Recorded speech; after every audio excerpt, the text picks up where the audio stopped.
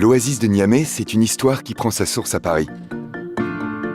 Au début, il y a la recyclerie, une structure hyper originale qui fait la promotion de l'éco-responsabilité sous toutes ses formes, grâce par exemple à des formations, des ateliers ou des événements. Soutenue dès l'origine par Veolia, la recyclerie connaît un grand succès. Alors se demandent les deux partenaires comment s'inspirer de cette expérience et l'adapter à d'autres territoires. En avril 2016, l'équipe Afrique-Moyen-Orient de Veolia visite la recyclerie. Elle a un coup de cœur. Pour cette équipe, c'est une évidence. Un tel projet aurait sa place au Niger, à Niamey. Peu de temps après, le projet est présenté au docteur Lalla Malika Issoufou, première dame du Niger. Elle propose d'en devenir la marraine. Mais la recyclerie ne peut pas s'investir dans un tel projet en Afrique. Il faut alors trouver un autre partenaire.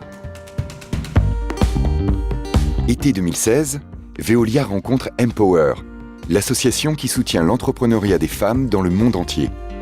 Le courant passe immédiatement. Veolia et Empower décident de construire ensemble un projet réunissant la sensibilisation à l'environnement et la formation des femmes à l'entrepreneuriat. Mais comment le financer? Juillet 2016, avec Veolia en Afrique, la société d'exploitation des eaux du Niger, la Seine, décide de s'engager dans le projet en finançant son développement et en lui apportant son soutien technique. En collaboration avec la Seine, Empower établit alors un diagnostic et réalise une étude de faisabilité. À Niamey, elle rencontre une multitude d'acteurs locaux engagés sur le terrain.